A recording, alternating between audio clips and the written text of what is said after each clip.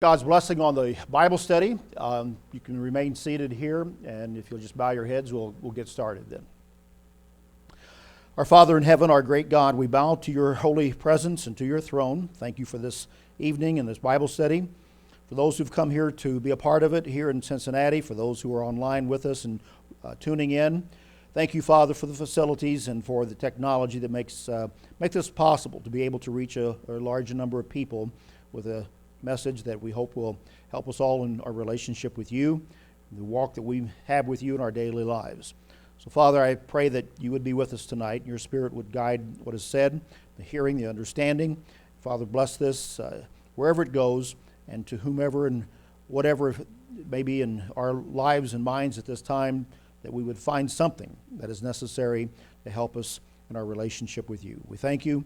We ask all of this, Father, in the name of Jesus Christ. Amen. We'll be having another study in 2 weeks, and I believe Steve Myers will be dealing with that one.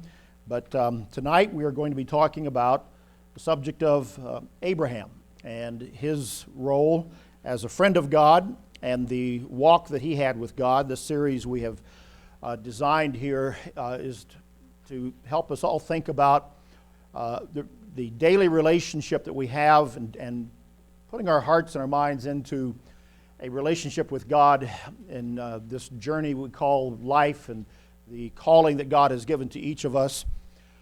We're right now fully into summer. We've got thunderstorms about every night. Here, at least here in Ohio, we had some tornadoes over in Indiana last night.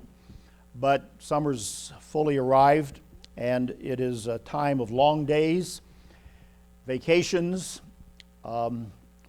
We are in that period of time between the festivals. We've had just Pentecost just a little more than 2 weeks ago, and it'll be several weeks until we come back together for the Feast of Trumpets, the fall festivals. So this summer period, if you look at it in terms of how the holy days teach and line up, it is a time when there is a period, in a sense, as the first fruits are maturing and growing toward the harvest of the fall. And in this period of time, I've always looked at this period as a kind of a metaphor for the long and patient journey that we make toward the kingdom of God in our lives. And it's fitting that we look at Abraham tonight, because Abraham had a long journey. He had to develop a great deal of patience, and he went through a number of stages in his relationship with God. And I think that life and the example that we have from the book of Genesis and other references in scriptures gives us some very good insight for us to consider in our own walk with God and what we can learn about that. So let's jump into that tonight, and let's see what we can learn in terms of Abraham. And it's such a big subject, obviously. In a 1 hour study, we're not going to be exhaustive in our approach toward his life, and I will not even cover all the details and even some of the big ticket items. But I do hope that we will at least gain a bit better appreciation for not only some of the big things that he did, but also some of the small things that the scriptures tell us about Abraham and relate that to our lives. If you would, please turn over to Isaiah chapter 41.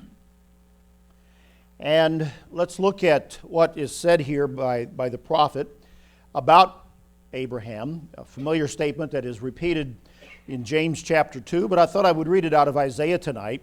God said to Israel in verse 8 of Isaiah 41, He said, "You, Israel, are my shepherd, or my servant, Jacob, whom I have chosen, the descendants of Abraham, my friend." Abraham has that distinction of being called a friend of God, my friend. It's quite a distinction, one that we might all wish that we could have as well. "You," he says, as he continues talking to Israel, "whom I have taken from the ends of the earth, and called from its farthest regions, and said to you, You are my servant. I have chosen you, and have not cast you away." And so God chose Israel, just as he had chosen Abraham, their forefather, and he has chosen us. God says this here in the context of a man who was taken from a far country and developed a relationship with God as a friend of God. We are told in the scriptures that Abraham believed God, that it was credited to him as righteousness, through the actions that he did. We find a correlation with that if you look over in Romans chapter 4 and verse 1. And all that he did, whether it was the taking of his son Isaac up on Mount Moriah, or leaving his home and going to the land of Canaan, or waiting patiently for God to deliver on his promises. Paul writes about this. He says, "What shall we say that Abraham our father has found according to the flesh? For if Abraham was justified by works, he has something to boast about, but not before God. For what does the Scripture say? Abraham believed God, and it was accounted to him for righteousness. Now to him who works, the wages are not counted as grace, but as debt." So what Abraham did was credited as righteousness to him in God's plan and in God's purpose. And so we can learn from these examples. Let's turn back over to Genesis chapter 12, and we will begin looking at what exactly we are dealing with in this life of this man that looms quite large in the Bible as the father of the faithful. Paul spends some time talking about Abraham in Romans. Hebrews 11 talks about Abraham. He stands quite large in this juncture in Genesis chapter 12, where he comes on the scene as the plan of God kind of narrows down to one man and what God begins to do with one man and the descendants that would come from Abraham. But Abraham's story takes up a large section here of the book of Genesis, and it begins in verse 1, as he is known as Abram, and I'll skip the formalities. I'll just go ahead and refer to him as Abraham rather than the Abram as he is here. His name is changed at a later date. But Abraham lived in the area of what is now Iraq. And his family had gone up into verse 32 of chapter 11. They had migrated up into the northern part of, again, what is Iraq, and that is to the city of Haran, Haran. We don't have the means of projecting a map of modern-day Iraq on this, but I hope that you could, at least in your mind's eye, because Iraq is one of those nations that's in the news right now with what's going on over there and what we have been involved with for the last 12 years since we went into Iran in 2003 and overthrew Saddam Hussein. But that's the very region where Abraham came from, between the Tigris and Euphrates rivers. And actually, where Abraham was when he got this call from God in Haran, he's up in the northern part of what is Iraq today, exactly where, if you're following the news with this Islamic extremist group that has now begun to dismantle the modern state of Iraq and is creating quite a bit of chaos, the area of their strength and their power in the northern part of Iraq right now is exactly where Abraham was when God called him. All right. Just as another aside, you hear of the city called Mosul in northern Iraq. You know what city that is? It's Nineveh. It's near Nineveh, the ancient ruins of Nineveh. So when you hear the fighting going on in Mosul, well, that has been captured. That's Nineveh. So these are the places that relate to what we know from the accounts in the Bible.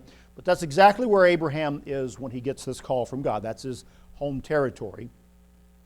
And God calls him here, and he tells him to get out of your country, from your family, from your father's house, to a land that I will show you, and I will make you a great nation. I will bless you and make your name great, and you shall be a blessing, and I will bless those who bless you, and I will curse him who curses you, and in you all the families of the earth shall be blessed. This is where the covenant relationship begins with Abraham and the promises that will expand, and we'll just note even a bit of that expansion tonight. But it begins with this calling to a man who was very likely a merchant in the settled regions, as it were, at the time of Haran and that area of Mesopotamia. Abraham was not what he became in many ways. He was certainly not a man of strong faith. That faith developed. He was not the man with the herds and the servants that we will see. That came later. He was likely among a group of merchants because it was a settled, more urban area where he was. And what he is being called and challenged to go to is a completely different place, but also a completely different life. And This was not something that was a part of life even at that time for a man to do that. We think about a career change today. We think about somebody moving across the United States or even to an international posting for a company, and that's nothing in our culture today. For Abraham to have done what he did was completely out of the norm. There's a book that I read a number of years ago that I want to read just a little bit about what Abraham did as this one author describes it. It's a book called The Gifts of the Jews by Thomas Cahill. How a tribe of desert nomads changed the way everyone thinks and feels. It's an interesting series of books that Thomas Cahill's written called The Hinges of History. And this one dealt with the Jews. And he's got a lot right. He's got a few things that we might take issue with. But the way he puts this particular episode is quite instructive because as he writes about what is in these first few verses of Genesis 12 and what Abraham did, here's what he said. He said the phrase that where Abraham went in verse 4, or Abraham departed as the Lord had spoken to him and Lot with him. Those two words, Abraham departed, or Abraham went, he says, are two of the boldest words in all literature. Abraham went. They signal a complete departure from everything that has gone before in the long evolution of culture and sensibility. Out of Sumer, the area of where Abraham was, civilized repository of the predictable, comes a man who does not know where he's going, but goes forth into the unknown wilderness under the prompting of his God. Out of Mesopotamia, home of canny, self-serving merchants who use their gods to ensure prosperity and favor, comes a wealthy caravan with no material goal. Out of ancient humanity, which from the dim beginnings of its consciousness has read its eternal truths in the stars, comes a party of people traveling by no known compass. Out of the human race, which knows in its bones that all its striving must end in death, comes a leader who says he has been given an impossible promise. Out of mortal imagination comes a dream of something new, something better, something yet to happen, something in the future. I think the way he puts that is quite well. Abraham and his party with Lot and his family, they were walking by no known compass of that day and age when they departed and went to this land that God said that he would show to them. And that is a remarkable step that takes place with Abraham. And it gives us a setting to consider what we have done as well. What Abraham did took a great deal of courage. A great deal of courage. I'll go ahead and put this word up here because it's a word we'll focus on, at least as we describe Abraham and what it takes to walk with God. Courage. Abraham doesn't yet have the full faith that will make him be known as the father of the faithful. That's going to have to develop. But he does have a measure of courage. How did he know what to do? How did God talk with him? Most feel that it was a voice. There's no reference to some type of an appearance of him talking to God face to face. He very likely heard a voice.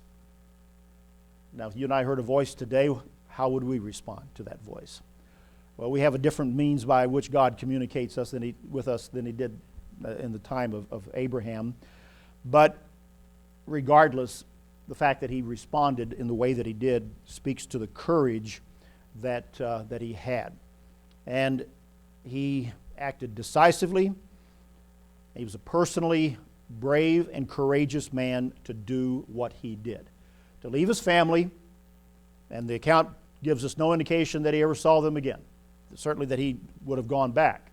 Later when he sends for a wife for his son Isaac, he sends a servant back to his home to do that. He didn't go and do it himself. You and I may be away from family, not living next to family, but we make periodic trips to go and visit with them. And we will have reunions, and we will see our family in most cases. That's not the case of what happened here. But what this does when it comes down to you and I is to cause us to ask some questions about the leaving that we did when we responded to the calling of God. When we decided to do what God shown we had to do, keep the Sabbath, join His church, begin to fellowship with a different group of people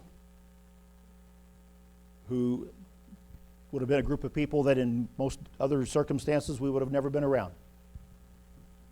We would have never crossed paths. When we first started attending church, when my mother did back in 1962, 63, we drove through the country into a place in southern Illinois, small town, and the church was meeting in an Oddfellows Hall. And I remember thinking, after getting acquainted with some of them and the church, everybody joked about this, so it's nothing bad. It was an appropriate place. But we begin to fellowship with a different group of people. And that's what we have done, and a whole different way of life, and to define us in that way. And that takes a personal amount of courage. Sometimes I think we forget what it takes for a person to step away from all that is known and familiar in their life and to walk through the doors of the Church of God on a Sabbath day or to attend the Feast of Tabernacles. It's been so long since most of us did it, we take it for granted now. But today in 2014, for a new person who finds out about the Sabbath, becomes acquainted with the United Church of God, to take that step into a room full of people they don't know, that takes courage, I think. But I think we forget about that. Now, what I'd like for us to do, I'm going to be putting on the board a number of different thoughts here tonight. I'm going to call them thought. You can call them a thought. I put down as I was writing this, I'm just ponder this for a moment, all right? Nobody uses the word ponder today, but I do, at least here tonight. So here's ponder number one, all right? Think about this for a moment.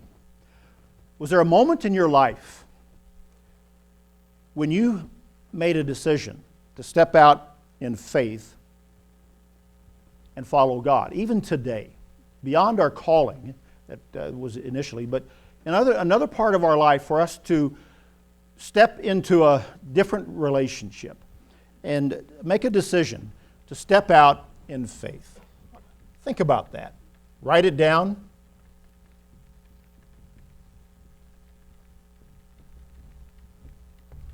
And think about that. It might give you something to consider, where we have been asked to do something that stretches us, that is not our norm and in our comfort zone, that can result in something good and a measure of personal spiritual growth as we have to work with people, as we have to maybe take on a new assignment. A person's asked to have a speaking assignment at a club. Maybe it's a woman giving a talk about something going on in her life, as in some of our women's clubs, ladies do. And it's an uncomfortable situation. We have summer camps, and somebody thinks, well, maybe I can contribute at the summer camp. And to do so requires stepping into a different role. It might be some area of service in the church. It may be some act of even more deeper, dedicated faith that we have to do, and we don't know where it's going to take us. We don't know how it's going to wind up. In Hebrews 11, hold your place here, as Hebrews 11 talks about Abraham, remember what it says about him and when he left? Hebrews chapter 11 and verse 8. It says, by faith Abraham obeyed when he was called to go out to the place which he would receive as an inheritance. He went out not knowing where he was going. He didn't know where he was going. As Cahill puts it in his book, this group walked by no known compass. There were no bearings on it, and there was no GPS coordinates. In 2 hours and 45 minutes, you will be at your destination. after you make every right and left turn and bend that she tells you on your GPS. Abraham didn't have that. And we don't always have that when we step out into a new area of faith in our life. It takes courage to step out in faith, just like Abraham did. So I want you to think about a moment in your life when you had to face a decision to step out in faith and to follow where God was leading and taking you. We see Abraham in this opening scene not having a fully formed faith, and yet he begins to obey God. You know, when you and I came into the church and through our years, our faith took a period of time to form by degree as well. When you look at what Abraham did here in verse 10 of chapter 12 of Genesis, he comes into the land that God has promised him, which is the land of Canaan, the modern state of Israel. But after a period of time, there came a famine, verse 10. And Abraham went down into Egypt to live there, for the famine was severe in the land. And then you know the story. He persuades Sarah to lie to Pharaoh that she's not his wife. Okay? Now that's real faith, isn't it? Lie. Honey, we're going to cross the border here, and I want you to here's the story. Let's get our story straight. You're not my wife.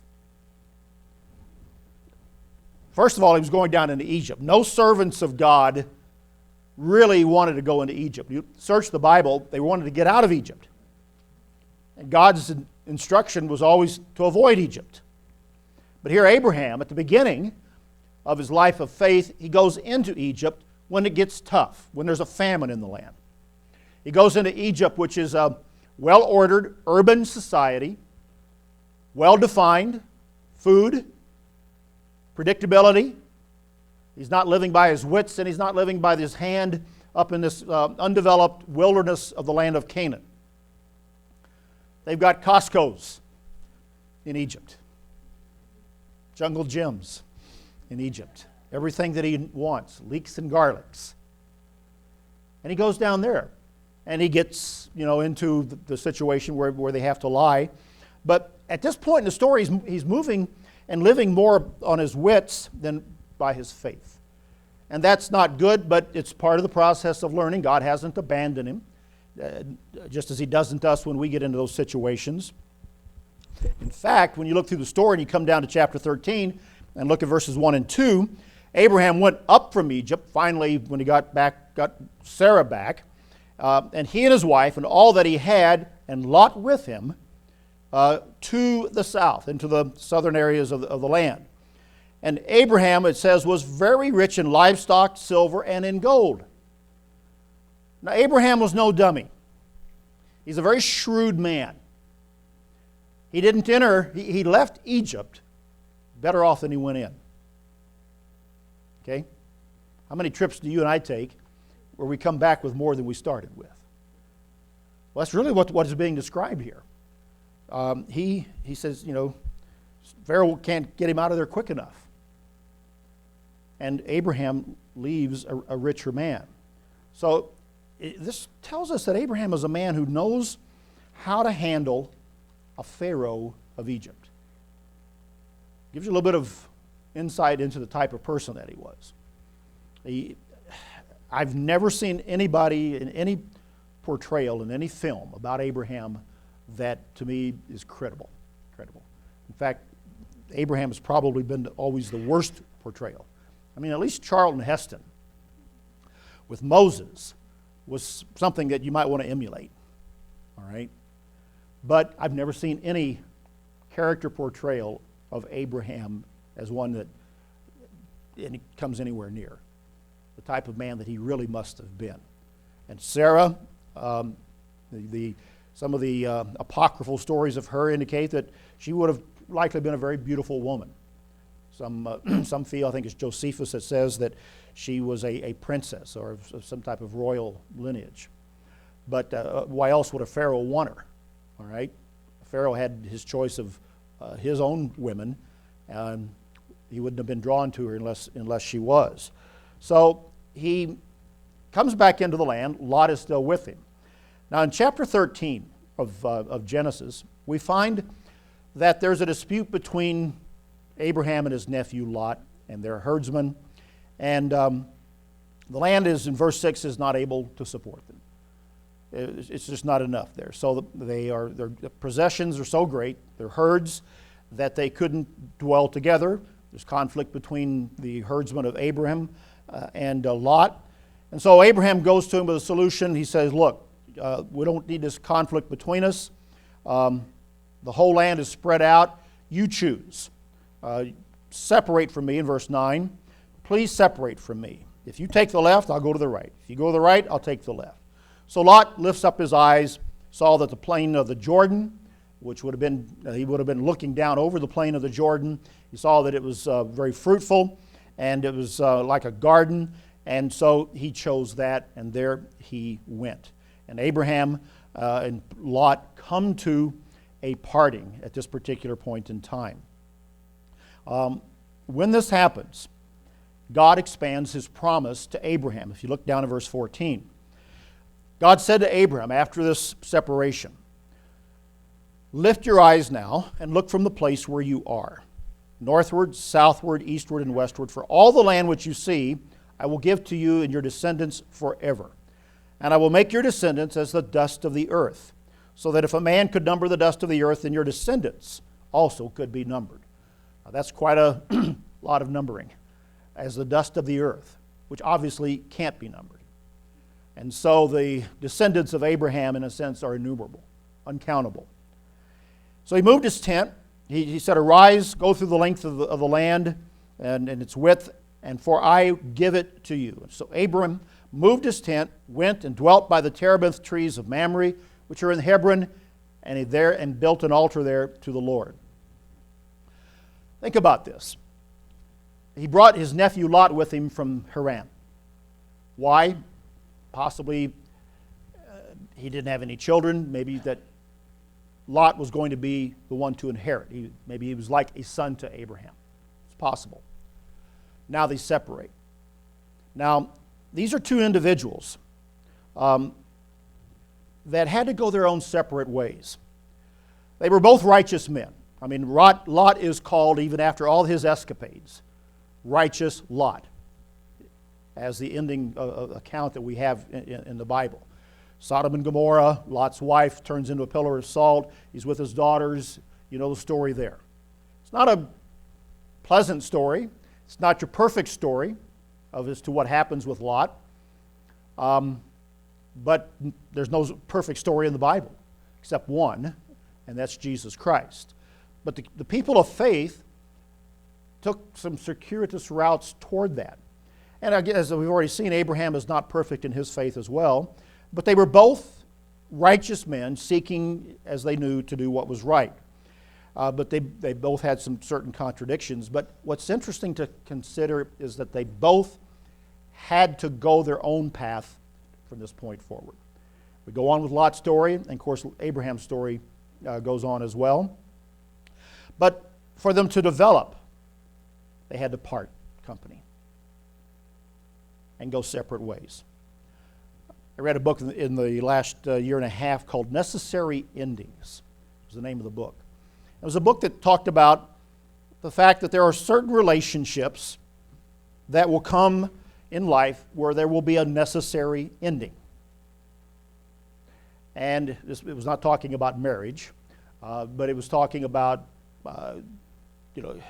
employer-employee relationships primarily, and how to negotiate those in an effective way. And beyond even job-related matters, there are those things that do take place in relationships that at times there has to be a separation. And we're seeing one right here. And I want us to think about it in terms of faith and walking with God. Because there are times when we have to go our own way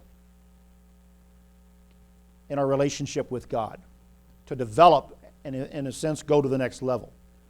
You see that when Lot left, God then comes on and says, now he expands the promise and the relationship. I want to give you all of this. Walk through the land, look at it. Every point on the compass will be yours. And Lot has to go through his road to learn what he has to learn as well. And so that brings me to ponder point number 2, all right, for us to think about. We'll have to get a new one up here. Well, we won't get that one.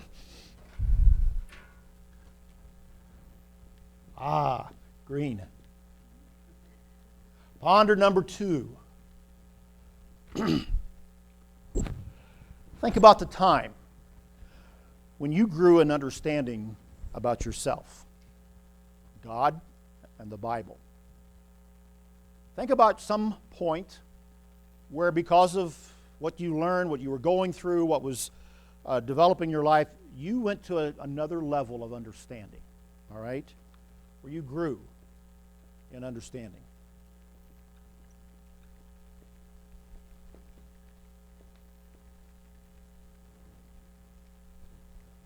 What brought it about? What was going on? Was it a job change? Was it a time of change in the church? Was it a time of change even in your own family? Maybe when your kids left home, you had an empty nest. Maybe it was a time of one of those stages of life where other things come in. Was it with someone? Was another person involved? Your wife, your husband? Or was it done alone? Think about a time when you grew an understanding about yourself. Because in this episode here, both men had to separate and go their way. Now in verse 18, I want to call your attention to something. We're going to come back to it. It says that Abraham moved his tent and he went and he dwelt by the terebinth trees of Mamre. It's one of those little phrases that you just kind of read over. We'll come back to it. You might just kind of note that. We're going to come back to it here in a little bit. But trees are interesting to kind of note in the story of Abraham and what took place there. Let's go on to chapter 14. Lot gets himself captured, and Abraham has to rescue him. And what takes place here is rather interesting. Some of the kings of the valley were there. They gathered and made war among themselves. They joined together. And they went up and they took all the goods. In verse 12 it says, as the cities were ransacked, they also took Lot, Abraham's brother's son, who dwelt in Sodom, and his goods, and departed. So Lot got caught up in these skirmishes among these various towns and calls kings. It's interesting just to note something here as a sidebar. It talks about in verse 2 the king of Sodom, Birsha, king of Gomorrah, Shinab, king of Admah. And you read these and you think, wow, kings, realms, kingdoms. No, they're more like mayors of very small cities. You can go to these places today, and I've stood on the big pile of dirt that a current archaeologist is excavating, has been for the last 7 or 8 years, where he thinks Sodom is or was. And he's probably right. But it's on the north side of the Dead Sea. Different from the traditional side if you look on your Bible maps. But I've stood on that hill a couple of times, and it is a hill that frankly would take in about where our office is here, down to the bottom of our property that slopes off through the woods over here, down to the bottom of the hill. Maybe not quite that far, maybe not quite that wide. And that was the city of Sodom, the circumference of it, or the area that it covered. Hardly more than a kingdom. So the king of Sodom was, and these kings were basically mayors, okay, with fancy titles. But they warred, and they went back and forth. All right, to get back to the story, they took Lot, and they departed. Well, Abraham, feeling a sense of responsibility, he heard about it, in verse 14, and he armed his 318 trained servants who were born in his own house, and he went in pursuit as far as Dan, which is into the north. And so he acts. Abraham is a man of action. He's decisive.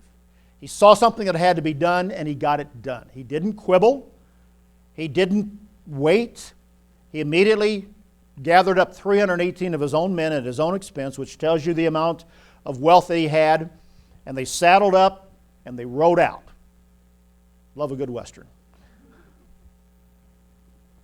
And he got Lot back and defeated everyone as the story goes on.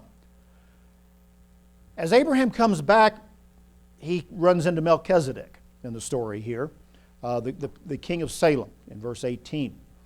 And it's here that Abraham tithes. And this is the first reference we have of tithing, which, as we understand and know the teaching about tithing in the Bible, you talk about a relationship builder with God. When it comes to our money, or better put, our realization that 10% is not our money, but it is God's, that really begins to develop a relationship with God in our walk. And to do that, not just once, not just twice, but over and over again. This is where we begin to see a man of faith giving to God as he recognizes in Melchizedek who he is, and he tithes to him off the spoils that he has. But Abraham would not take of his personally from these spoils, because they offer some to him.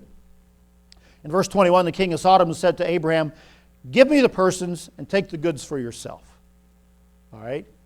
And Abraham says, "No, I've raised my hand to God, the possessor of heaven and earth, and I'll take nothing." I like this phrase back in verse 21. "Give me the persons, take the goods for yourself." It reminds me of that line from The Godfather. Leave the guns, take the cannolis. This guy's saying here, leave the persons, take the goods. And Abraham won't have any part in it. It's just not the way he is wired at that particular point in time. In these events, we see again Abraham recognizing who his God is. He's a man of integrity in that he will not take something that he does not feel rightfully is his, even though by the rules of war he could. He doesn't do that except to recompense some of those that have gone along with him. And so he's building faith. And we see that as he recognizes who Melchizedek is and what he does there. Faith is built a bit at a time by the events that take place in our lives and how we react to them, how we respond when our belief in God might be tested at a time of illness or a time of a job loss or some other type of crisis. And we are tempted sorely to discount, and even to the point of unbelief, that there is a God or that He's working with us. Maybe we think that all we've done is for nothing in our life of obedience. And even at that moment, our faith is being formed and stretched and shaped and tested, just as Abraham's is here. And the response in the moment is what tells us. Here Abraham did several things. He went and rescued Lot, but then he gave to God what was God's, and then he refused to take any more than that for himself after he could have done so. These were decisions that he had to make in the moment as the offer came to him, as the situation developed before him at this point. And we do see a man that is beginning to develop faith. And so here's another point to consider, or another point to ponder. Call this one number 3. Ponder point number 3. Think about a major challenge to your faith, to your belief, to your conviction. What was it? A challenge, a test to faith. Maybe something recently, 2 years ago, at some point in your life. What was it? How did you respond? Did you doubt? Did you draw back? How did you come out? Did you come out stronger than you were before? We've all had challenges to our faith. We've all had times of stress that have put our convictions to the test. How did you react? Did you go inward? Did you go into depression? Did you skip out? Was that a time that you just took a hike, took a break, sabbatical from church, from God? Did it drive you to your knees? Did it cause you, did you come out of it more convicted that you have a God who hears? See, faith is built by degrees, and the journey and the walk that we have with God, becoming like Abraham, and that is having a friendship and a relationship with God, comes by degree, and it comes out of a test. Back in Hebrews chapter 11, verse 34, it says of those who are these examples of faith in this chapter. Hebrews chapter 11, verse 34. They quenched the violence of fire, escaped the edge of the sword, out of weakness were made strong. Out of weakness were made strong. Abraham was strong, he was weak, he lied about his wife, but he came out of it and he was stronger. He made a decision to separate with Lot, and he was stronger. Out of weakness comes strength. If we recognize it, confront it, and deal with it. And so think about something that has been a challenge to you and to your faith. Well, let's go into chapter 15 here.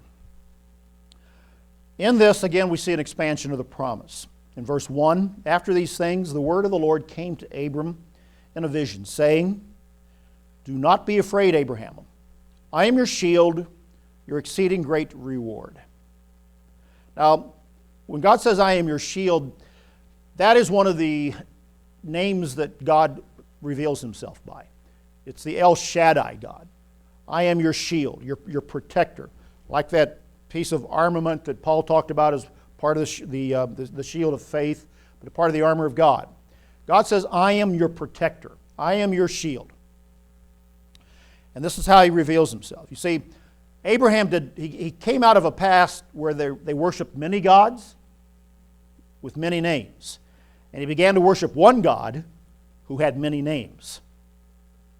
And this is one of them right here that whereby he is revealed, the El Shaddai God. What Abraham does then, he says, well, look, all right, God, what will you give me, seeing I go childless, and the heir of my house now is Eliezer of Damascus, his servant? And Abraham said, look, you've given me no offspring. Indeed, one born in my house is my heir. And the word of the Lord came to him, saying, this one shall not be your heir, but one who will come from your own body shall be your heir. He brought him out, and he said, look now toward heaven and count the stars if you're able to number them. It wasn't enough to not be able to number the dust of the earth. Now you can't number the stars of heaven. So shall your descendants be. But Abraham was afraid of being childless. Here's the God that he'd listened to and made the big move. This is the God he tithed to. This is the God who said now that your descendants will be as the dust of the earth, innumerable. And he challenges him and doubts him on whether or not he will provide an heir. His property's at stake, and whatever thoughts that he had been turned upside down. If he thought Lot would inherit that, that's not going to happen now. But Abraham has to come to God now and trust him, who says that he is his shield and that he will do as he promises to do. And Abraham has to now learn to trust in this El Shaddai that he's revealed as, and build a deep, lasting trust in this God. Trust is a very important part of a relationship and of walking not only with God, but walking with each other. If you don't trust somebody, guess what? That walk's going to be very challenging and very difficult if it happens at all, that relationship. A marriage can't be built without trust. Family can't operate without trust. No organization can operate without trust. An organization that does not trust is just about dead in the water. Every organizational management book that you will read lists this as one of the most critical aspects of a sound and a healthy organization. Whether it's business, whether it's in church, whether it's in our personal relationships, trust must be at the heart of everything. Abraham had to learn how to trust God.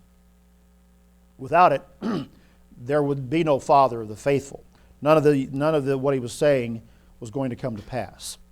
We have to be able to fully, completely trust God that He will do with us as He says, that He will be our shield and protector, and that we can walk with Him day by day with that.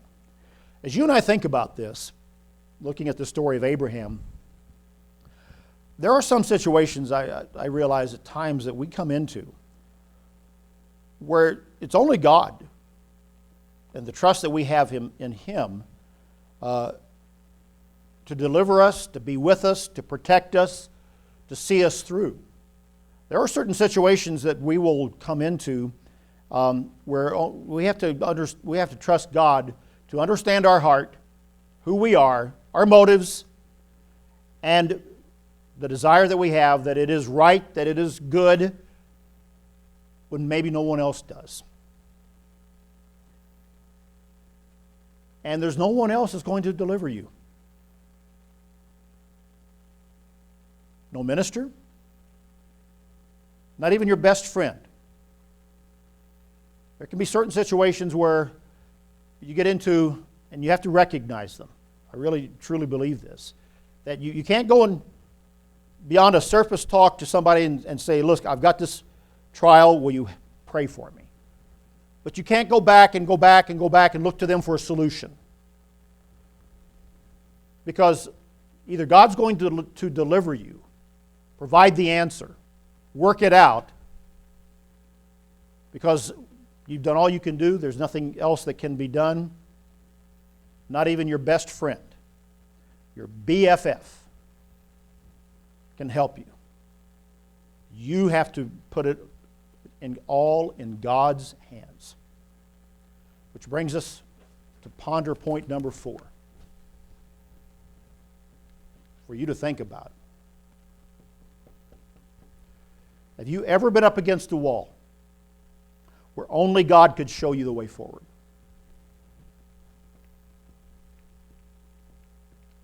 Only God can show you the way forward.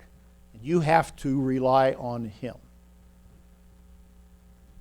When you came there, did you then begin to look at God as your true shield, your El Shaddai, your protection, which amounts to a shield of faith, as Paul describes it in Ephesians 6? Did you look to God only? Did you quit gossiping about it? Did you quit undermining somebody else? And did you then put it completely in God's hands? And did you go on your knees in prayer repeatedly and talk to God about it, knowing that the solution would only come from Him? Frankly, we as humans often make a big mess out of our spiritual growth opportunities, what I call our SGOs. Spiritual growth opportunities. When they come, because maybe we don't even recognize them.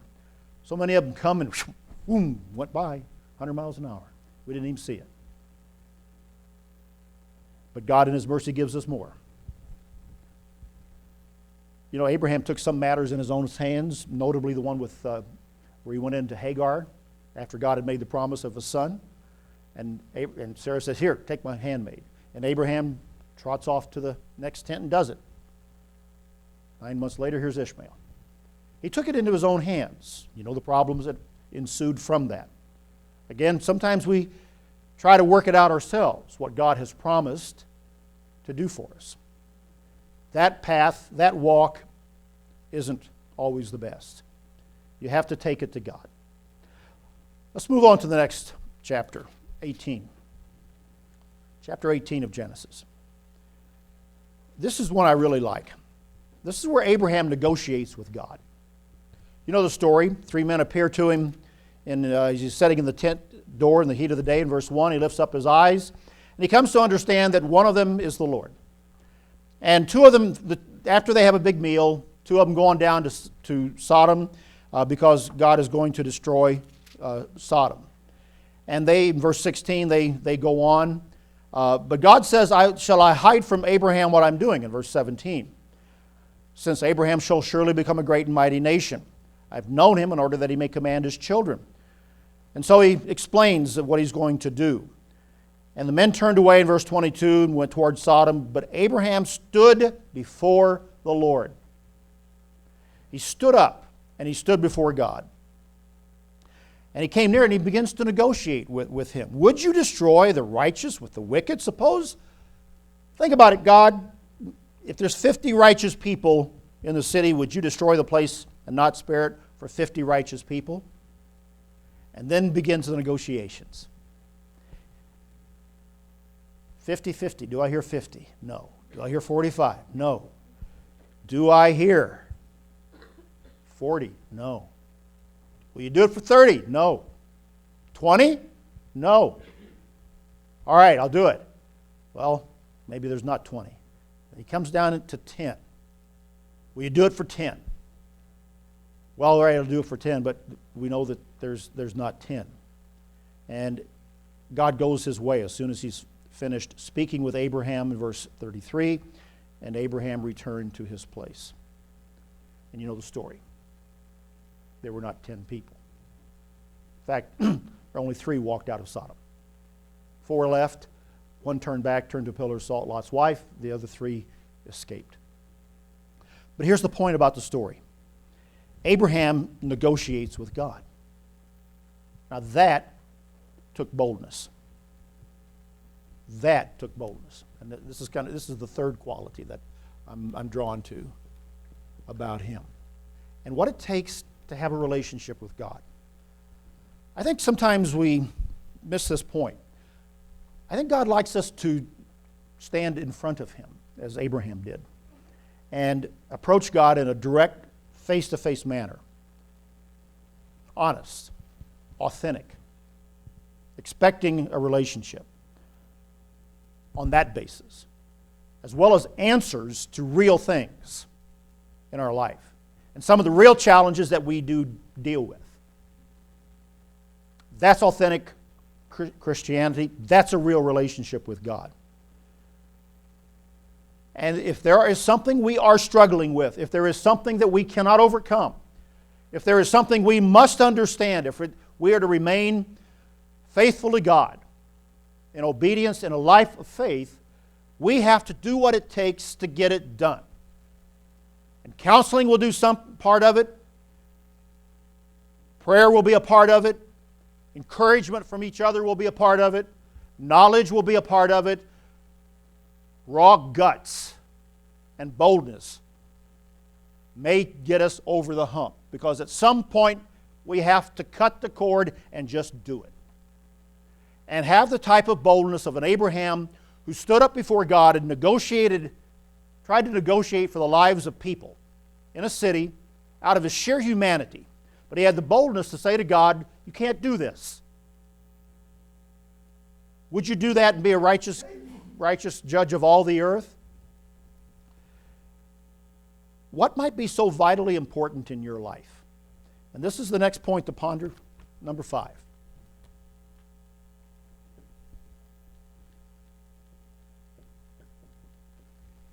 What might be so vitally important in your life that you would boldly approach God in prayer, in fasting,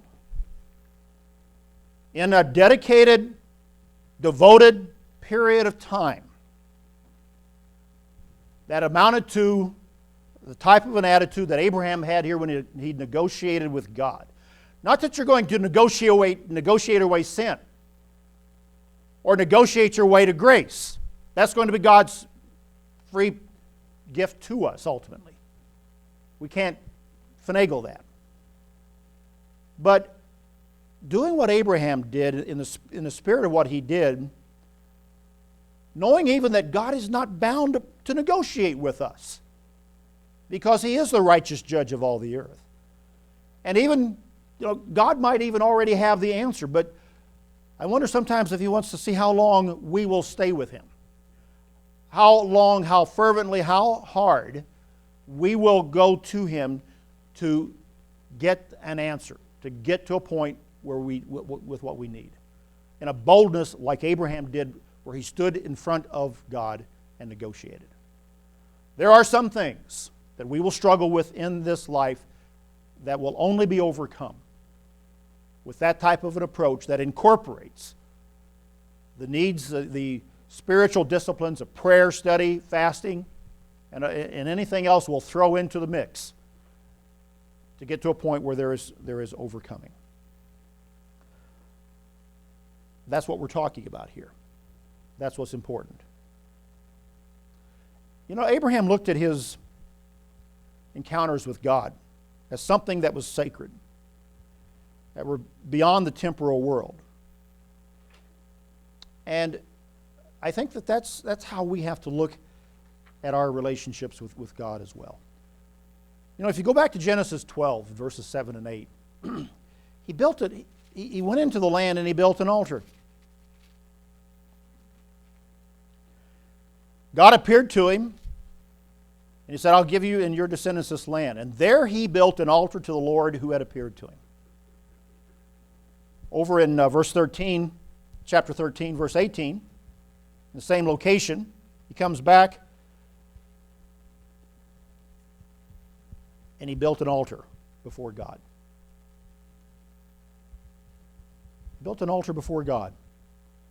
Verse 4 of chapter 13, to the place of the altar which he had made there first, and Abraham called on the name of the Lord.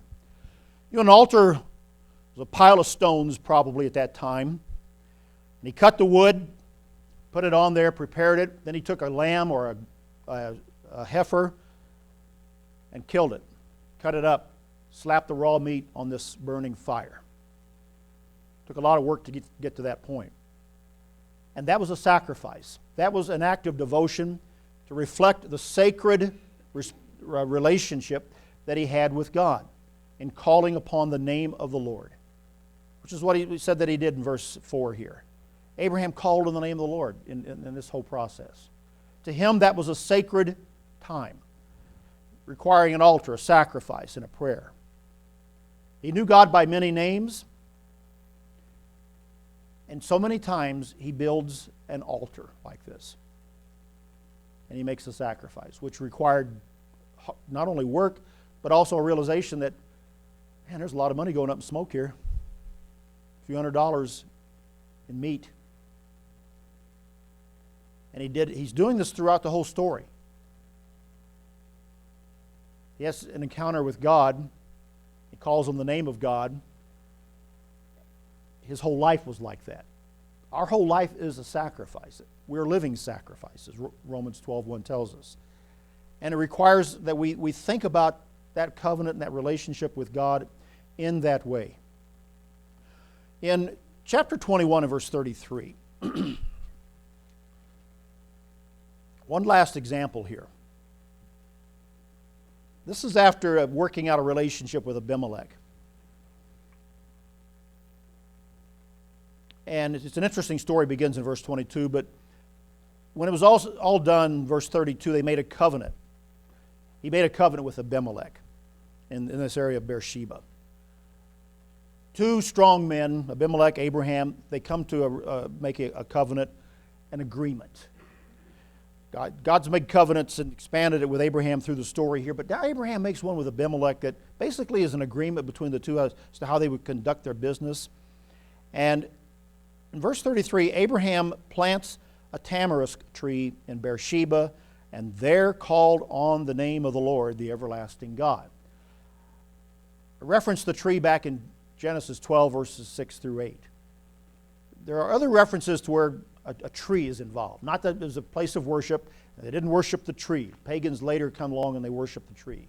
In this case, though, we find, remember, Abraham was sitting under the tree in the heat of the day when God came to him along with the two other angels before they destroyed Sodom. Here's a covenant that is made, and Abraham plants a tree. Large tree would eventually become. And he calls on the name of the Lord in it. And this tree is associated with this covenant, which is an agreement that seals a relationship. Here's the last point to ponder. Number 6. What relationships do we have that require a covenant?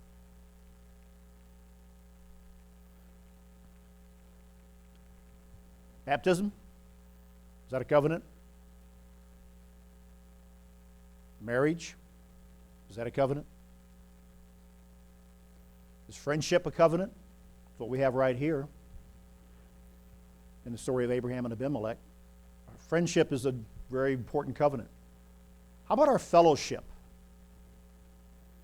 How about being together in the church and what we bind ourselves together and agree to do in terms of our collective mission before God? That's a covenant too. And those are all sealed in various forms. Baptism, that relationship with God is sealed through the act of baptism, laying on of hands. A marriage relationship is two people standing before witnesses and vowing before God. Friendships develop in a little different way, but they become covenants as well in time if they're really deep ones. And the fellowship we have among ourselves is an extremely important one as well. And when we stop and think about those, every one of them needs to be honored because they reflect a relationship not only with each other but with God. And they all form a part of our walk with life. And every one of them takes courage and trust and boldness to accomplish and to be a part of. And every one of them we have to approach just like Abraham did. When we do, we are walking with God. We are becoming a friend of God. And that is worth the journey. That is worth the effort, the sacrifice of a living life, a living sacrifice for us all to be a part of. Those are some things to think about. Not all the big ticket items of Abraham's life, but some of them, along with a few other matters that hopefully will draw us into an understanding of the relationship that we have with God and how we walk with Him. So, we'll end it there tonight. Thank you all for coming out, and be sure to drive safely on your way home. And we will see you next time. We will be back here in 2 weeks for the next Bible study in the series.